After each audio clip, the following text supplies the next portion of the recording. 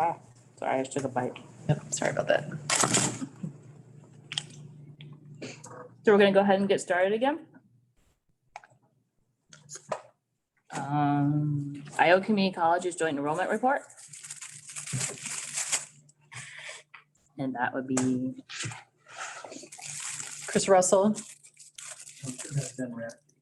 Oh, Jen, okay. Oh, I'm sorry, It's yes, not- Jen it's not. Rathje. I was on the wrong one. Is is she in on? there?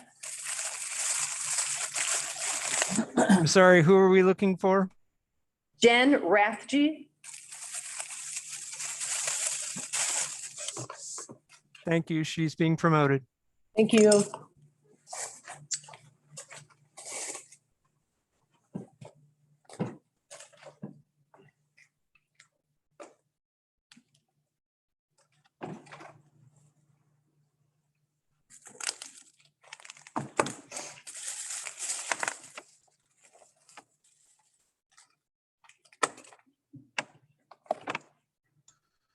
She is.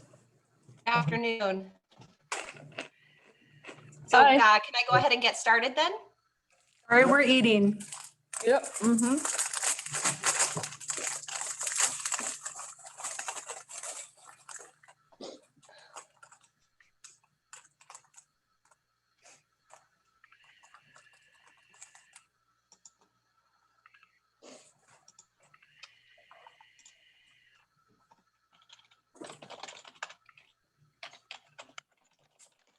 Are you able to go, Jen? She can't hear us. Oh. Was that what this? Oh. Yeah. David, she says she can't hear us and I have the mics on. Yes, I'm hearing you just fine. Jen, can you say something? I'm here. Can you hear me? Yes, ma'am, we can.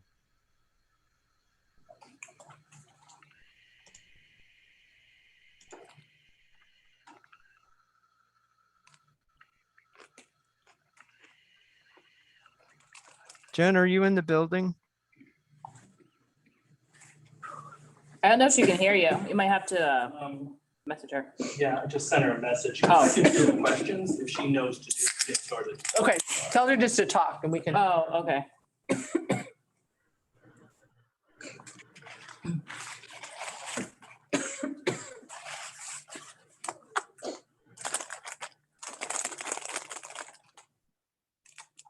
Okay, can you hear me now? Yep. Yes. I know she can see my thumbs. Can you see my I thumbs? can't hear anybody. Now I can hear people. Sorry about that. You can hear us? Okay, one moment here. I can hear you now. I'm not sure what happened, but we should all be good. I apologize about that technical difficulty there. So I will go ahead. I'm going to go ahead and share a PowerPoint that I've prepared here. We can go ahead and do that. One moment. Okay, can you see my slides for that? Mhm. Okay, great. Well, we'll go ahead and get started, and I apologize again. So my name is Jen Rathje, and I am the Senior Year Plus and Career Jen? Academies Education. Can you pause Yes. for 1 second? You're a little hard to hear. Hey, Amy, could you turn it Oh, up? I'm sorry. You just sound very muffled. Oh, let me Say something check now. my microphone. That better? Can you hear me now? That's better. Yeah. It's better. It's okay. Go ahead. Okay, sorry about that. Okay, so my name is Jen Rathje, and I am an education consultant in the Bureau of Career and Technical Education within the Division of Community Colleges and Workforce Preparation. And we have for you today the Iowa Community Colleges Joint Enrollment Annual Report. But before we jump into the report, I just wanted to share a brief overview of joint enrollment. So as we go through the report, you do have an understanding of what is being referenced. So Iowa community colleges offer joint enrollment opportunities to high school students. And joint enrollment broadly refers to students who enroll in one or more community college courses while in high school, which introduces them to the rigor of college level academic and career and technical programs. And through joint enrollment, students are provided with the opportunity to supplement their high school curriculum with challenging courses that would not otherwise be available.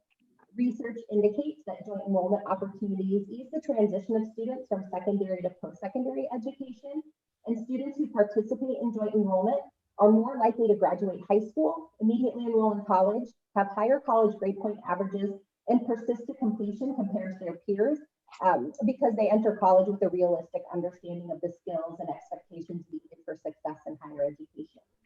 Most jointly enrolled students enroll through Senior Year Plus programs, such as concurrent enrollment, which are courses delivered through sharing agreements between Jen, community please college. come to you Yes. again.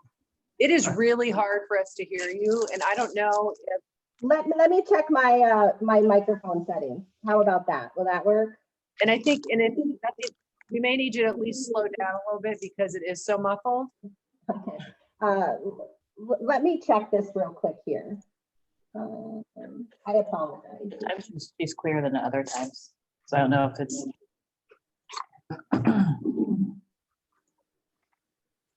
I'm trying to get back to you.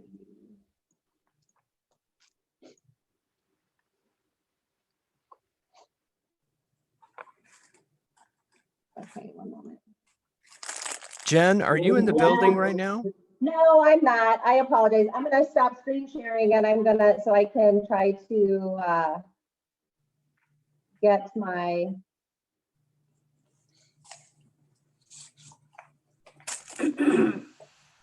Okay, I switched to my microphone. Is that better? That's much better. Yep. Okay, well, let me go back to my screen sharing if that's okay, and I'll pick up from where I am. You may want to start over. Okay, no, I heard, and I think what you were sharing was important, so I want to make sure everybody can hear it. Sure. So I'll just kind of go through the top. So essentially, what I wanted to do was kind of just review in general what joint enrollment was, just so everybody has an understanding as we go through the report that you know what's being referenced. But essentially, Iowa community colleges offer joint enrollment opportunities to high school students. And joint enrollment broadly refers to students who enroll in one or more community college courses while in high school, which introduces them to the rigor of the college level academic and career and technical programs.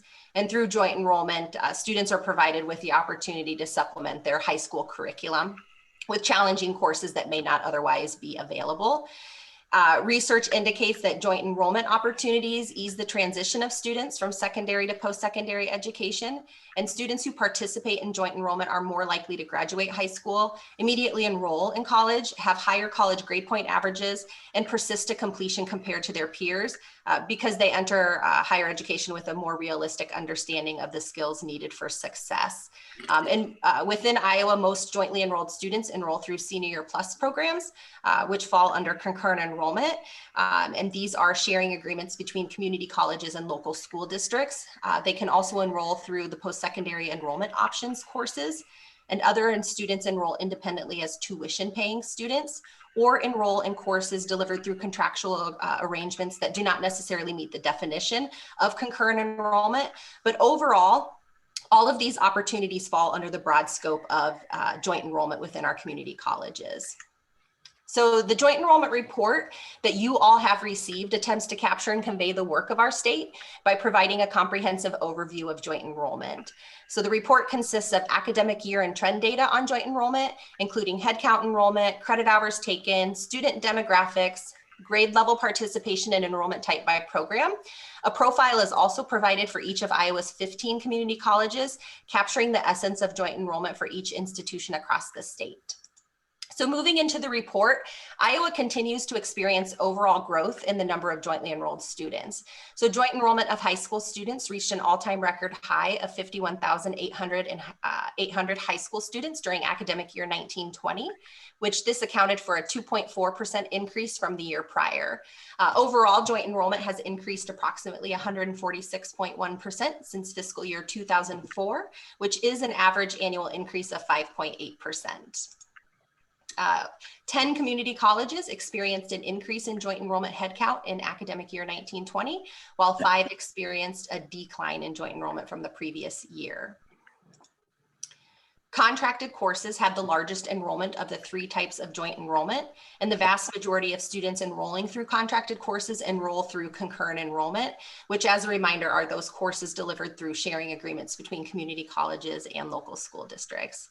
So enrollment in contracted courses rose 3.1% from the previous year to 51,182 students, and enrollments through post-secondary enrollment options courses significantly decreased to 26 students from the previous year's total of 470 students. So this is largely driven by statutory changes that were impacting the program beginning in academic year 17 and 18, which resulted in a shift of enrollment away from PSEO to concurrent enrollment. Enrollment of tuition paying students also increased 16% from 1,210 students the previous year to a total of 1,403 students in academic year 20. Jointly enrolled students accounted for 40.8% of total community college enrollment, and over half of Iowa's community colleges enroll more jointly enrolled students than the state average. So the highest percentage coming from Northeast Iowa Community College with 49.8% of overall student enrollment, followed closely by Des Moines Area Community College with jointly enrolled students making up 48% of total enrollment.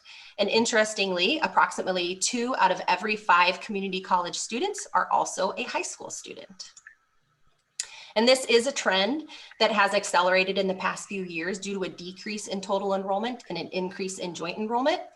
One thing is important to note that the rate at which high school students enroll in community college coursework, it does vary by local school districts and community college regions. You'll have a better picture of this if you look at the fold out map that's located at the end of the report. And what you will see with this is that almost every school district offers access to some form of joint enrollment opportunity. However, the depth of this access varies, sometimes significantly from district to district. Statewide, joint enrollment accounted for 25.6% of total credit hours, which is up more than 3/4 of a percentage point from academic year 18-19. Because high school students generally enroll part-time at community colleges, they account for a smaller proportion of total credit hours than of total enrollment. And also jointly enrolled students enrolled in an average of 8.3 semester credit hours, or this is also the equivalent of 2 to 3 courses, compared to 13.2 credit hours of the general student population. And statewide, 8 community colleges experienced an increase in credit hours enrolled from jointly enrolled students. Jointly enrolled students have access to an array of community college arts and sciences and career and technical education courses. Of courses taken, 36.2% were classified as career and technical education, which is a 0.6% increase from academic year 19, and 63.8% were classified as arts and sciences, which is a decrease of 0.6% from academic year 19. Most of the top 5 subject areas accessed by students fall within arts and sciences. And you can see the breakdown that English language and literature enrollments are highest at 23.3%, followed by social sciences and history at 16.7%. And healthcare sciences enrollments come in at 7.7%. Compared to the previous year, enrollment by type of coursework has remained fairly steady.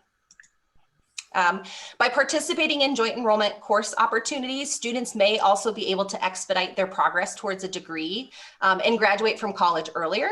However, several students have the opportunity to earn a credential simultaneously with their high school diploma. So community colleges issued 907 awards statewide to jointly enrolled students during academic year 20. Community colleges issued 642 certificates, with 275 of those awarded by Western Iowa Tech. And these programs provide students hands-on training that leads to entry-level employment specific to the work field or type of job they desire to be in.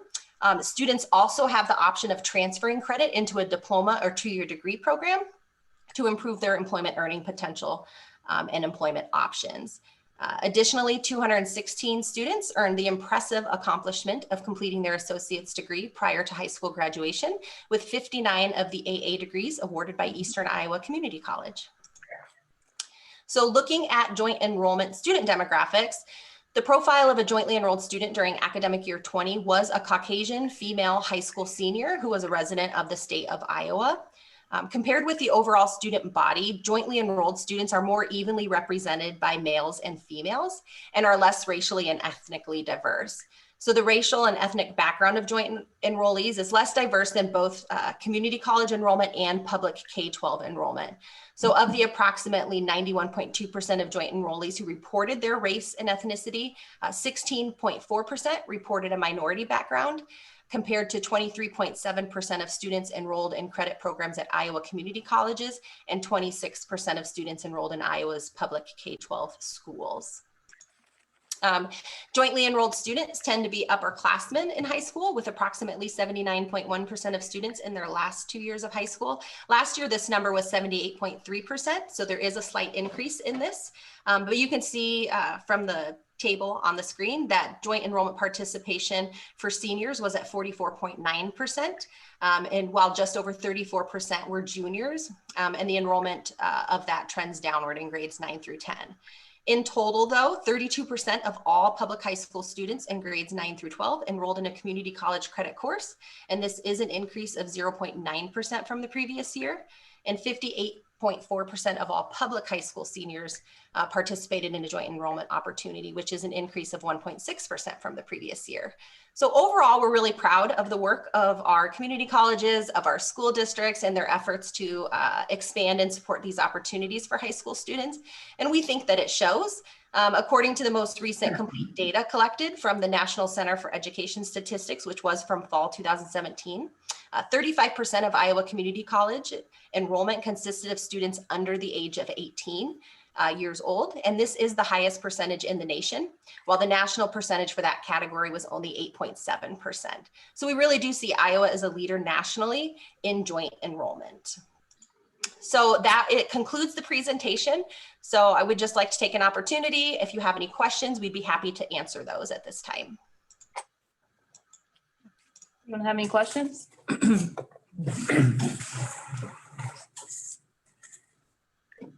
Okay. Well, thank you very much. Thank you. Thank you. Thank you. All right. So now tab K, State Board. Wait, hold on. Yeah, State Board retreat planning. All right. So one of the conversations we had last time was about what do we want to do this summer for our retreat. And so we wanted to make sure we had some time on the agenda just to discuss. You know, all along we've introduced different topics and ideas for consideration. So there's a couple things, you know, one, just sort of logistically what we want it to look like from a planning perspective, and two, what areas of priority do we want to focus on? And we can get your input today and then finalize that. Jody has already reserved the DMAC facility where we typically host it offsite. It's larger. You know, we have that available to us as needed.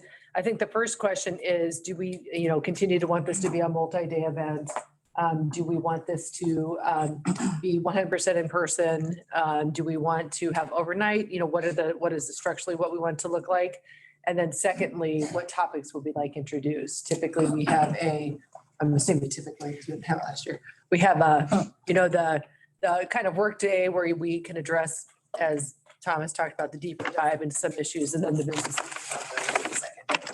So thoughts on that, since it's an opportunity to do everything differently. Would you like to do things differently with this? I like the in-person, and I like the day and a half. I think we can accomplish quite a bit doing that. Yeah, I agree. I think it's the opportunity, Brooke, for the board to bond a little more. We need to do that. It's been tough this last year, right? Trying to get to know the new folks, and I just appreciate that time. I will certainly make it a priority. But I think, yeah. Can we think a day and a Time half? frame sounds good. Yeah, day and a half. Yeah. I have not physically met one of the new board members yet, so. Me too. So. Me too. Me too. What is the date? It's like June 10th and 11th, yeah. but that's the Thursday, Friday.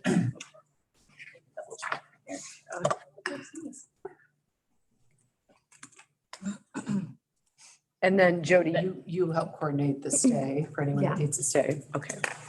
Betty, did you, or Kim? Where is it at? The DMAC Center? Yeah. Ankeny. And there's a big conference area on the campus there. It's like is it I can't remember the name. of It's their Oregon administration. Okay. building, So, Oh, okay, yes. So it's where we normally have it? yeah. Oh, okay. Yeah, Yes. the MAC campus in Ankeny. Yep. And they give us a nice facility there. That's really good, Jody. I mean, yeah, it works out well. So I'm hearing day and a half, keep the day and a half.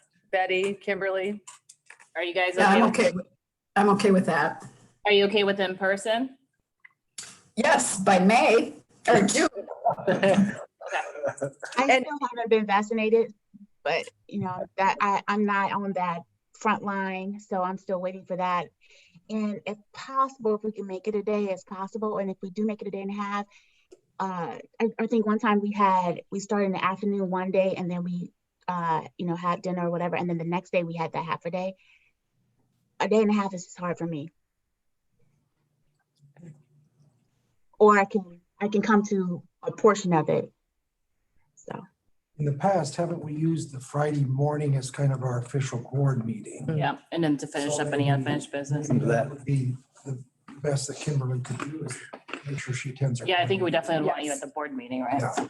yep. So yeah, I can prioritize the board meeting and then write something out for the remaining.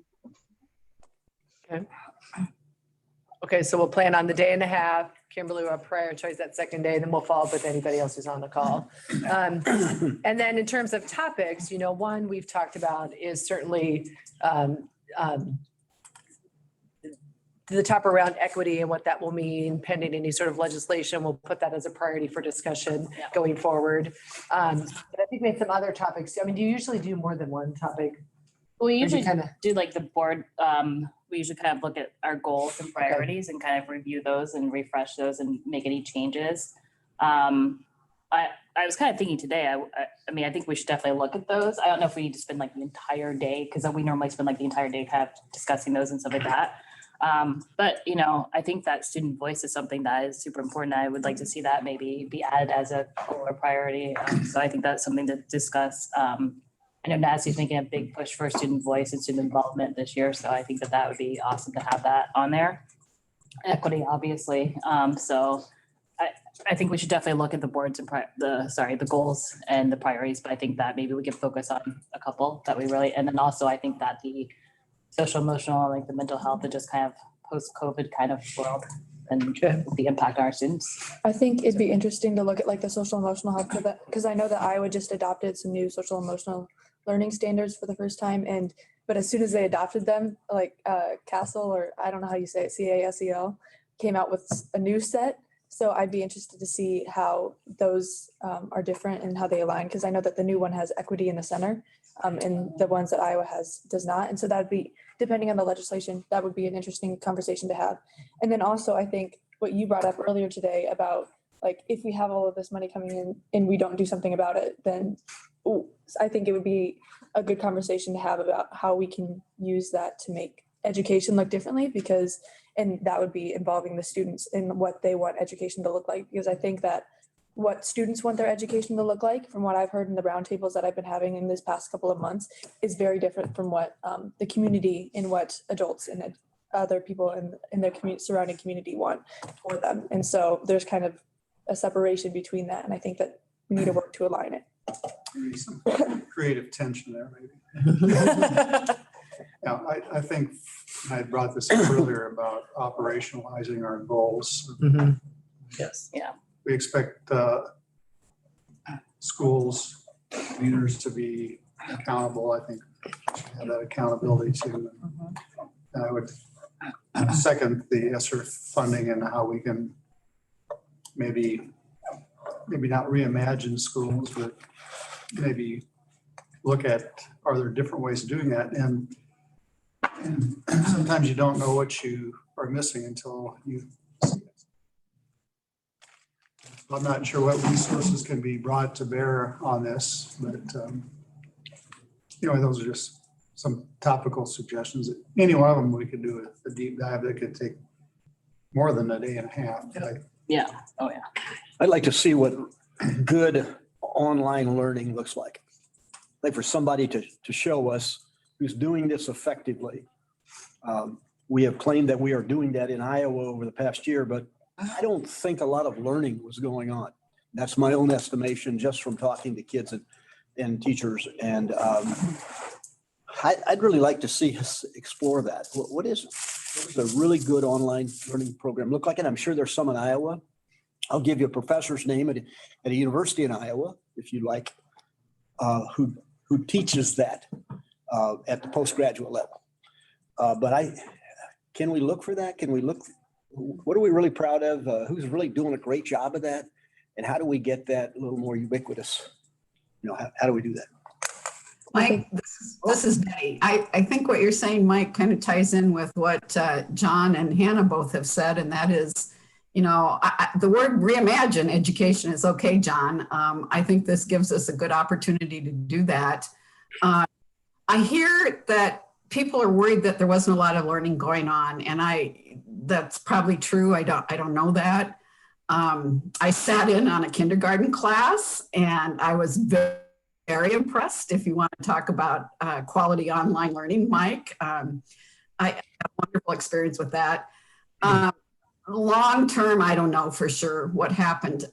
I don't want us to forget the positives that did occur in this last year. I think students learned some different things than what we normally teach or we normally expect. And so we talk about learning loss, which yes, there was. I don't disagree with that. But let's not lose sight of that there was probably some positive learning that happened as well. It seems to me that's what we're looking for. That's what I'm asking. I want to see that. I'd like to see what that looks like. Yeah.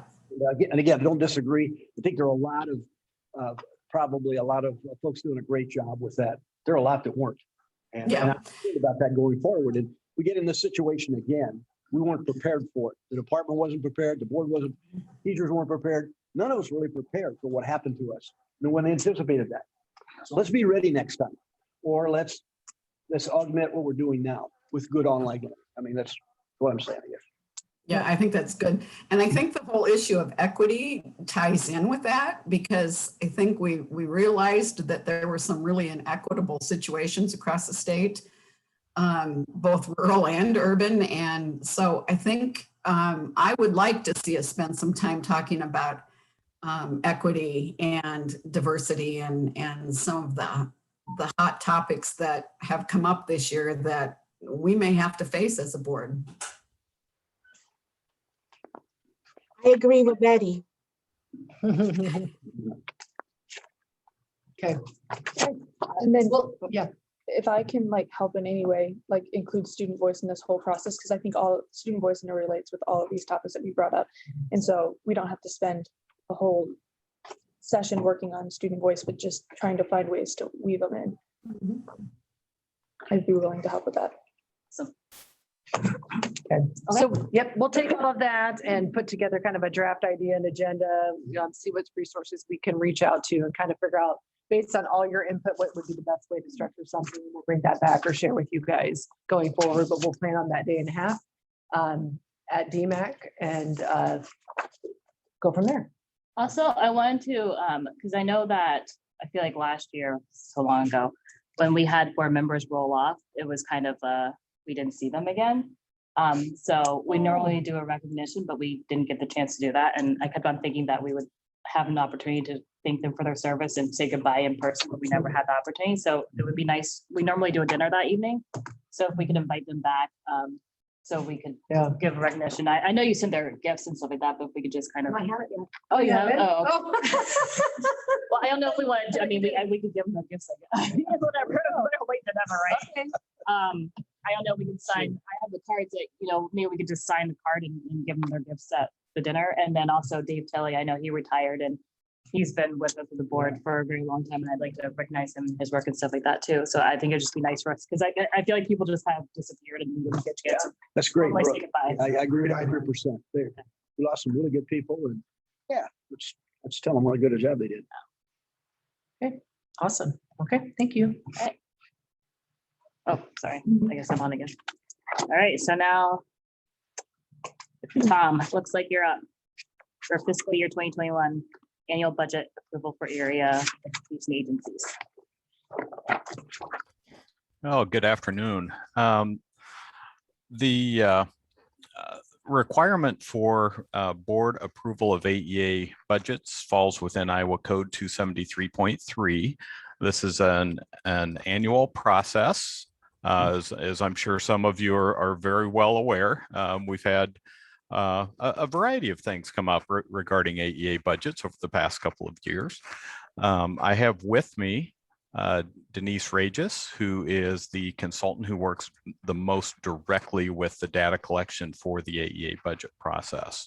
And she'll walk through the various handouts that we've provided. Just from a broad overview, the budgets are very consistent with previous years.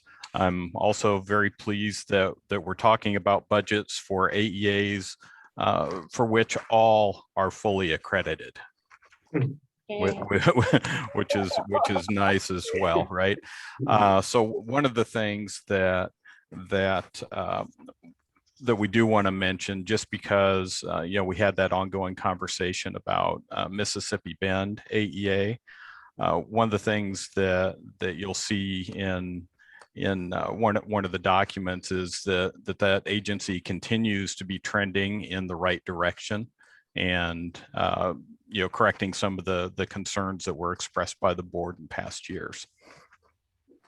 I do also want to point out that due to the timing of when these budgets occur, AEAs are submitting these budgets before a lot of the decisions have been made legislatively, regarding funding for the upcoming year, and this year is no exception. So the legislature has established a 2.4% growth rate for FY22 that would have occurred after these budgets were submitted. There is also a $7.5 million statutory cut to AEA state aid that happens each year. So that's in place.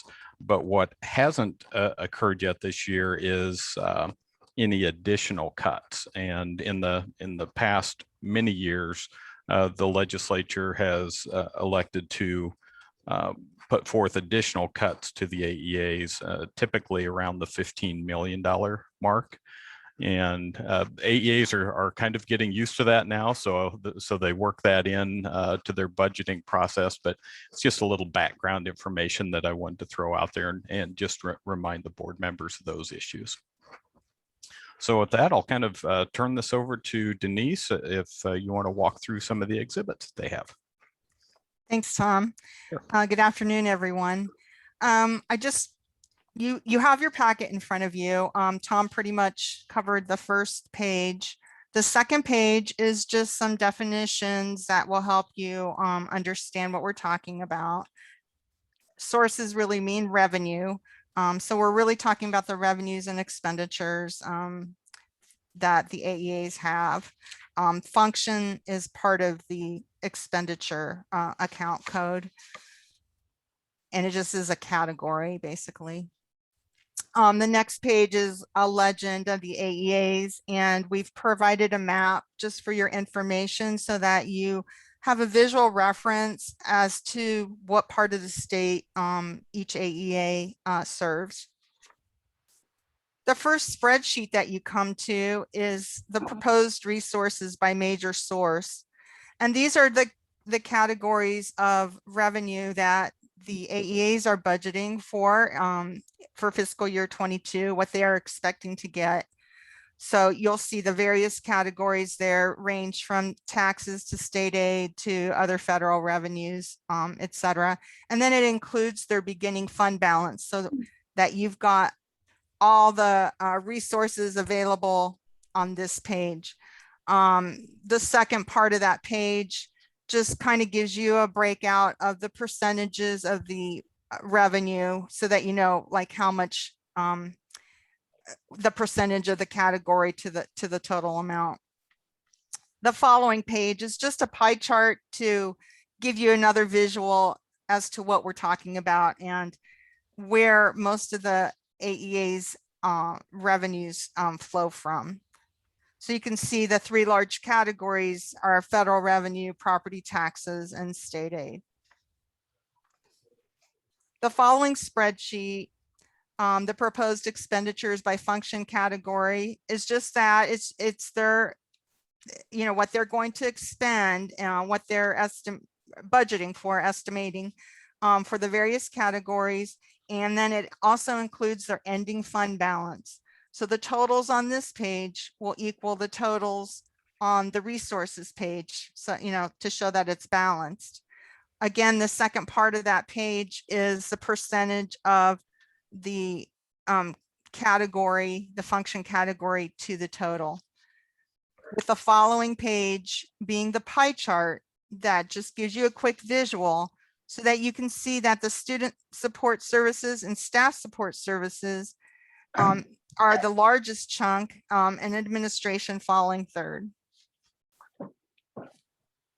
The page following that has a 3-year comparison to me is an important one because it has the categories we just enumerated on the other 2 spreadsheets, but it has the 3 fiscal years so that it's a comparison. So the first column will be the projected budget year, fiscal year 22.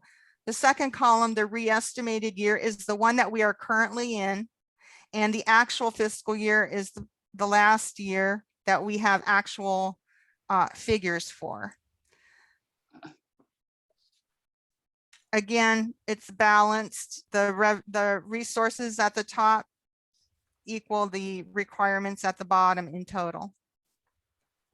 And then we did add another informational page this year that we haven't added, we did not have before.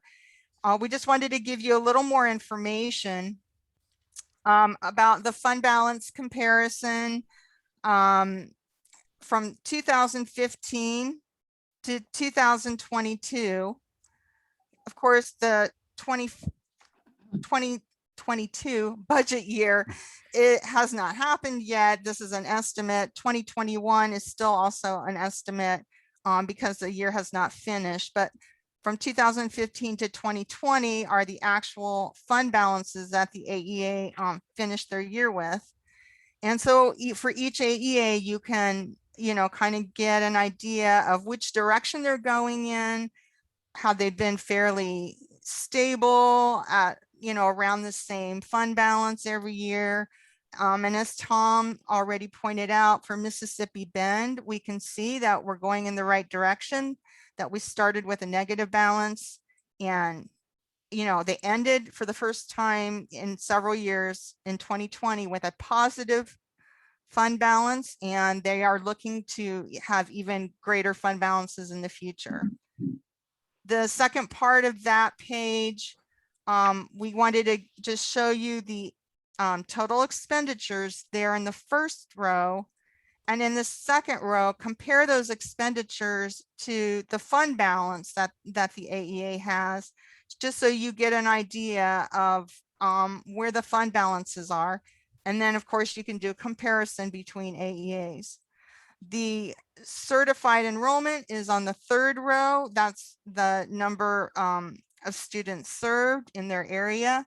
And then the fourth and fifth row, we just wanted to give you a per pupil. The first one for expenditures and the second one for fund balance. And again, gives you an idea of letting you compare from AEA to AEA. And then finally, there is a bar chart at the bottom of the page that gives you the fund balances for the AEAs by year. And again, Mississippi Bend is our gold bar.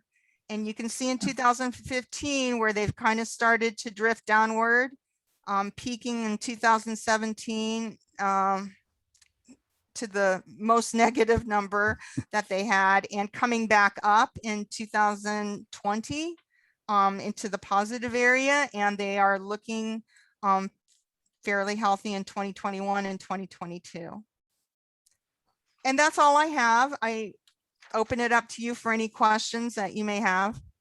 I have a question. Sure. When I look at Heartland dollar per pupil, I see $79, and then I go to Central Rivers and I see 176. Is that just because the number of pupils are smaller, the denominator is smaller? Yes, I believe that would be the major cause.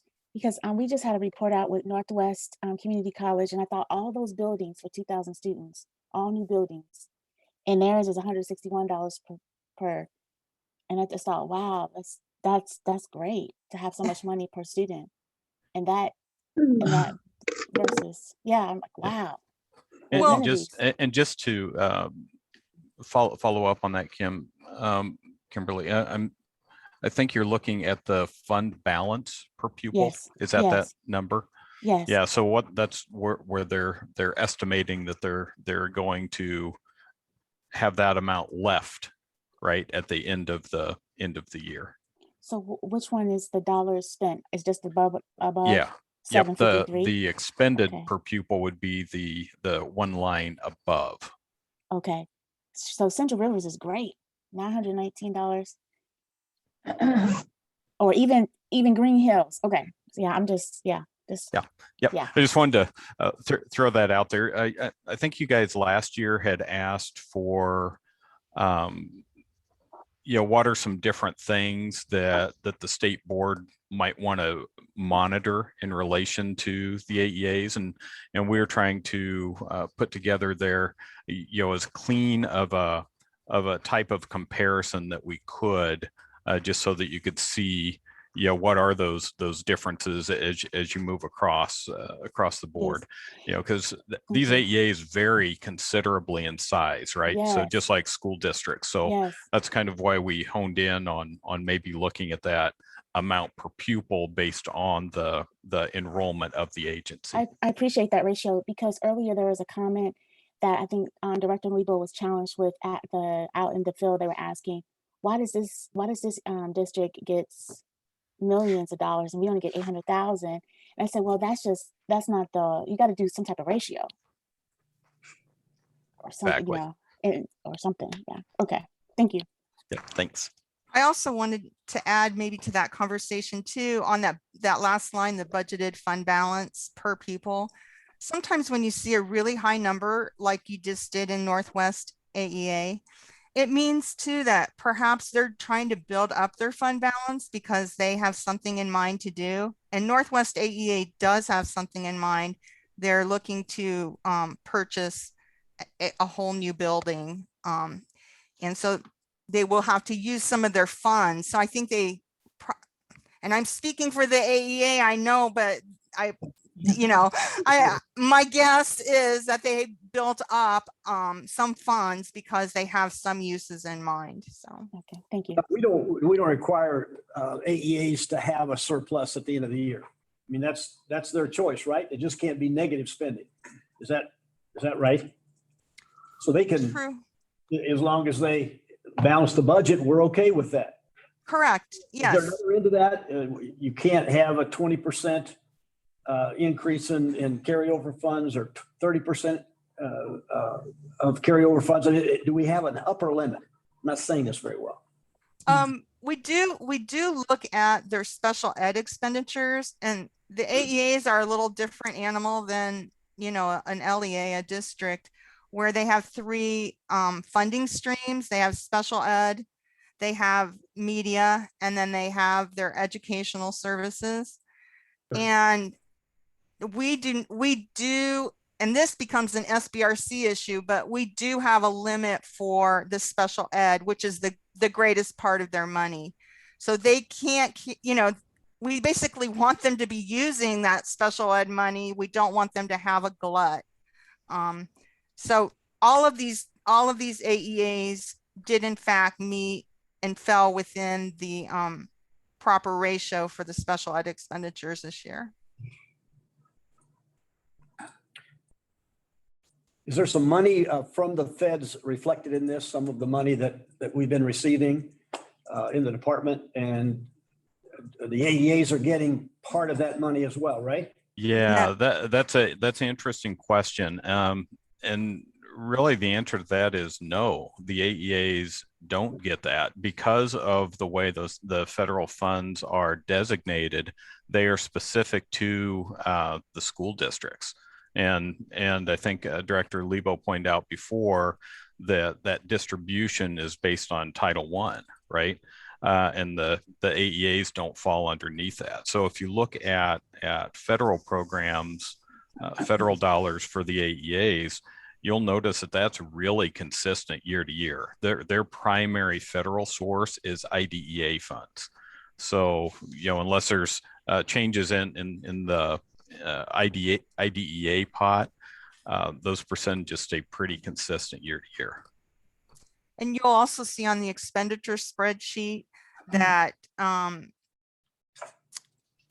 other financing uses includes their Part B flow through to the LEA. So they get about $25 million that they turn around and send back to the school districts. So they monitor that process for the LEAs. When you say they send it back to the school districts, is that via the services that they are providing? Yes. I don't remember receiving a check from our AEA. Yeah. Missed that one. Yeah. Yeah, districts are used to seeing the on their budgets this flow through amount that goes to the AEAs. But again, that's really nothing that the district cuts a check for. That's handled through the Department of Management, but there is provision for the way the AEAs get funded is really through those district counts.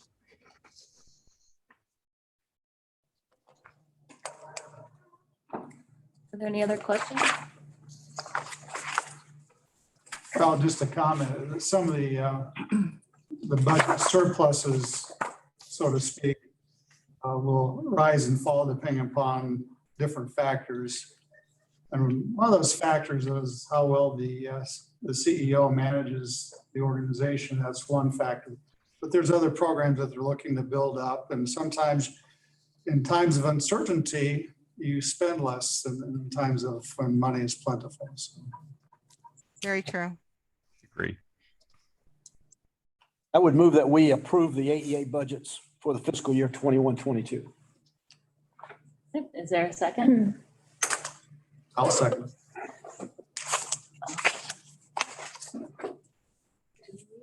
Mike is calling it. Is Mike on? Is he on? Mike, are you on the phone? He said if he had trouble, he was going to call my cell phone. Do a voice vote and resume court. Got 5.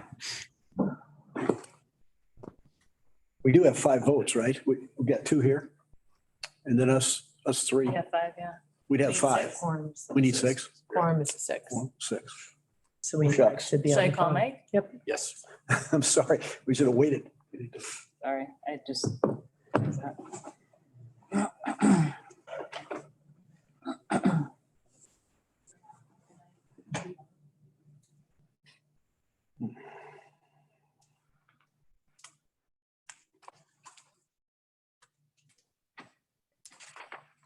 Hey, quick question, Thomas. Quick question for you. When it says certified enrollment, is that the number of students? Yes.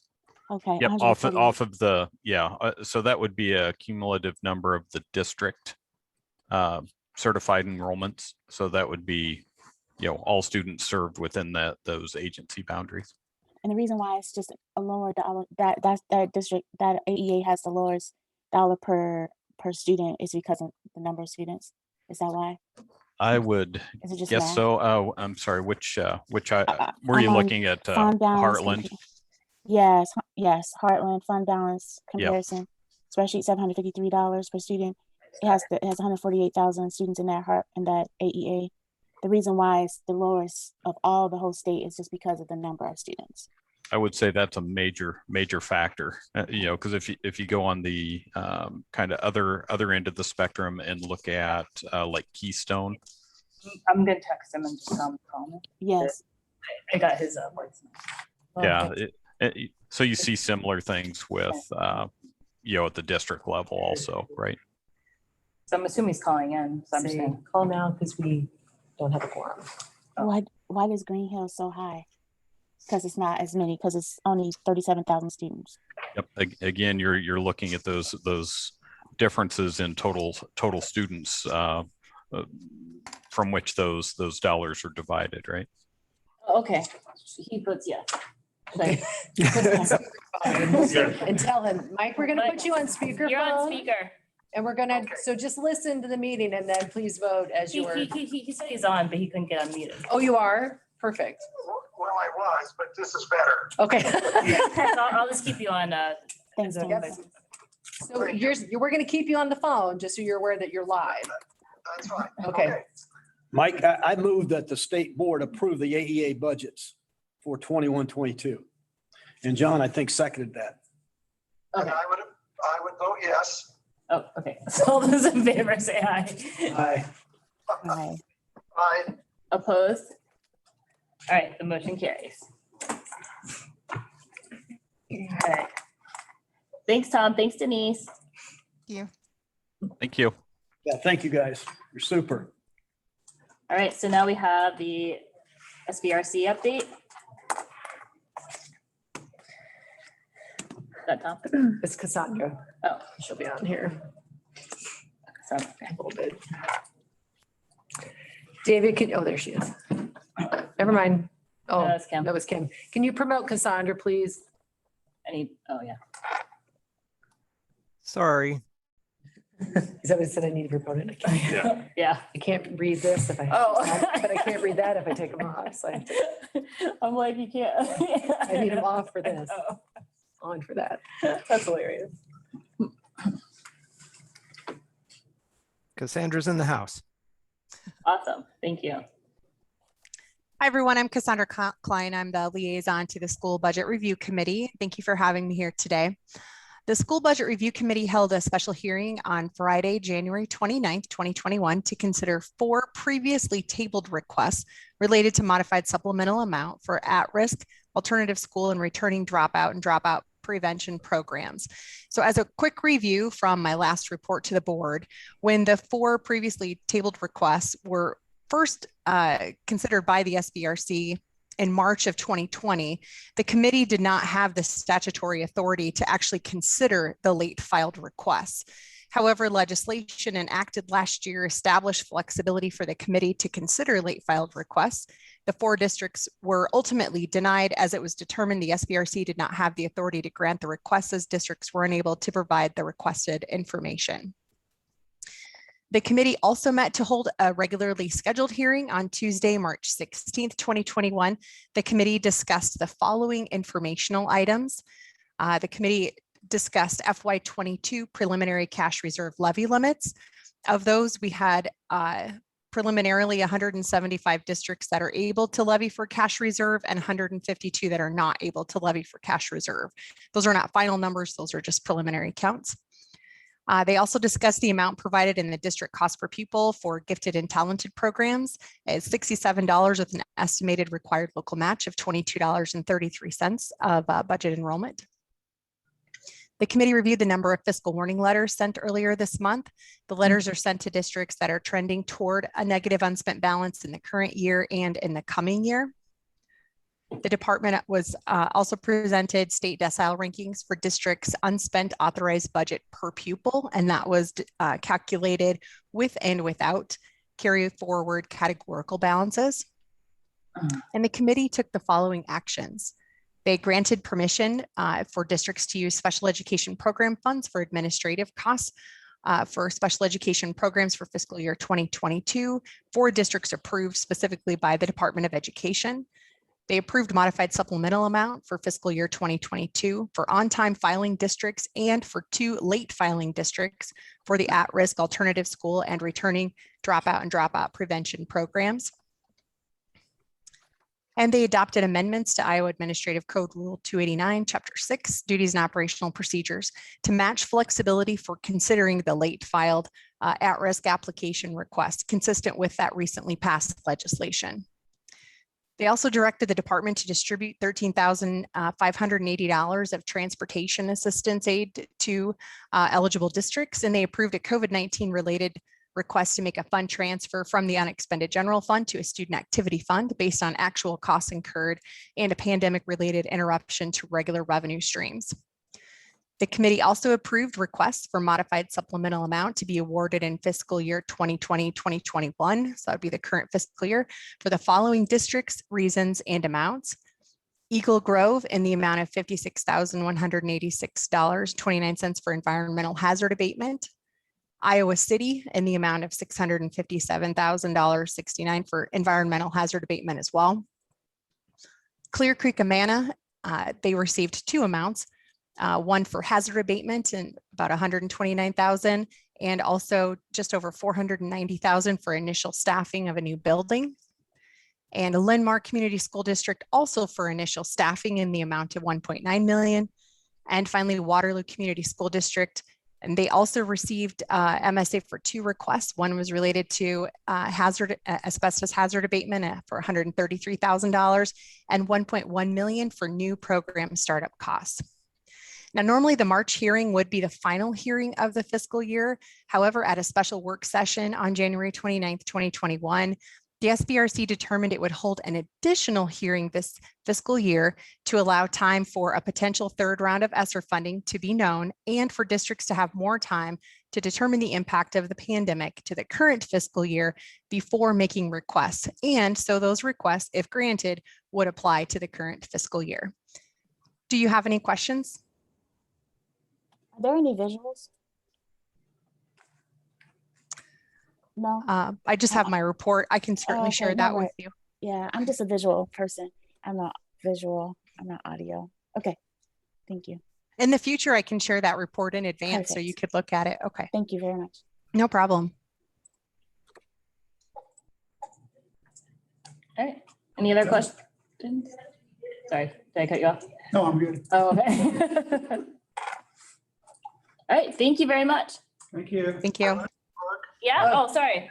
Yep. Oh, that's, no, I don't have a question. I just want to tell you I'll be driving in rural areas. So Better vote quick. would you please call me? Yeah, I'll call you back. No, we are scheduled to take a quick break. That's all we're gonna do take a anyway. quick break because We we're don't going have to to have vote. some would be fresh. So Kitty, let's go ahead and take maybe just a quick 5-minute break. I think we have, oh, we were on schedule. Yeah. So we're supposed to come back at 1? Yeah, how'd that happen? I don't know. We were behind. But so it'd be a little bit after 1. Let's just take 5 minutes and then come back, please. Or let's come back at 1:05. It'll be 5 minutes.